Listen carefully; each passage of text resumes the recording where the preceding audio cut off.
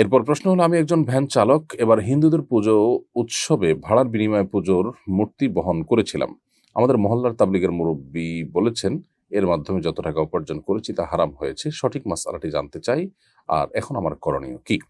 খুবই চমৎকার আরেকটি প্রশ্ন। আহ হিন্দুদের পূজা উপলক্ষে একজন মুসলিম তাদের পুজো বা শিরকের কাজে প্রত্যক্ষ সহযোগিতার কোনো ভূমিকা অবতীর্ণ হতে পারেন না।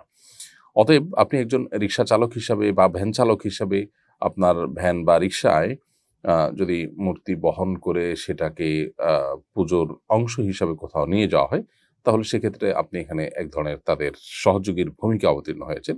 অনেক হিন্দু ভ্যান চালক আছেন বা অনেক হিন্দু গাড়ি মালিক আছেন, তারা এই কাজটি করতে পারেন। কিন্তু অ্যাজ এ মুসলিম এটি আপনার জন্য করা জায়েজ নয়। একজন হিন্দু তিনি এই কাজটি করতে পারেন বলতে এটা তার বিষয়। কিন্তু মুসলমান হিসাবে আপনার জন্য আপনি যেহেতু বিশ্বাস করেন যে শিরক আল্লাহর নিকট সবচেয়ে বড় অপরাধ, আপনি যদি কোরআনে বিশ্বাস করেন আল্লাহ তাআলার নির্দেশ এবং নিষেধকে মেনে চলতে হবে সেটাতে বিশ্বাস করেন, সো আপনার ঈমানের আলোকে এই কাজটি আপনি করতে পারেন না। বিধায় এটি আপনার গুনাহ হয়েছে, অন্যায় হয়েছে। এর জন্য আল্লাহর কাছে আপনার ইস্তেগফার করা উচিত, তওবা করা উচিত। আল্লাহ সুবহানাহু ওয়া তাআলা কোরআনে কারিমে বলেছেন, তাআওয়ানু আলাল বিররি ওয়াত তাকওয়া ওয়া লা তাআওয়ানু আলাল ইসমি ওয়াল উদওয়ান। তোমরা ভালো কাজে, তাকওয়ার কাজে একে অন্যের সহযোগী হও, কিন্তু পাপ এবং সীমা লঙ্ঘনের কাজে কেউ কারোর সহযোগীর ভূমিকায় অবতীর্ণ হয়ো না। এজন্য কোনো পাপ, শিরক বা গুনাহের কাজ হবে, আপনি জানেন, অতএব সে কাজের সহযোগিতা আপনার মাধ্যমে যদি হয়ে যায়, প্রত্যক্ষ সহযোগিতা যদি আপনার মাধ্যমে হয়, সেটা আপনার ভ্যানের মাধ্যমে শিরকের উপাদানকে নিয়ে যাওয়া হলো, আপনি জানেন এটা দিয়ে শিরক করা হবে, তাহলে এটা প্রত্যক্ষ সহযোগীর ভূমিকা অবতীর্ণ হওয়ার মতোই।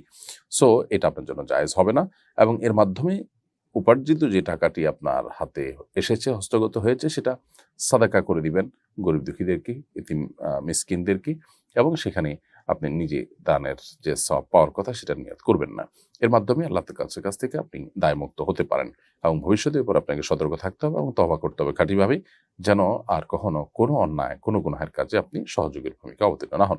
ব্যাপারটিকে আরো সহজে বোঝার জন্য আমরা একটা উদাহরণ দিতে পারি। সেটা হলো যে, ধরুন কেউ কাউকে খুন করতে যাচ্ছে, আপনি জানেন।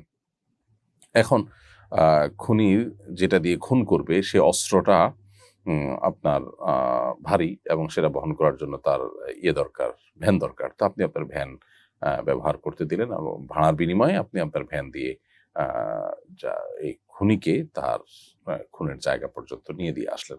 ব্যাপারটা যেরকম অপরাধ, ব্যাপারটা যেরকম গুনাহ, ঠিক একইভাবে শিরক করা হবে আপনি জানেন, সেক্ষেত্রে শিরকের উপাদানকে বহন করাটাও গুনাহ হবে।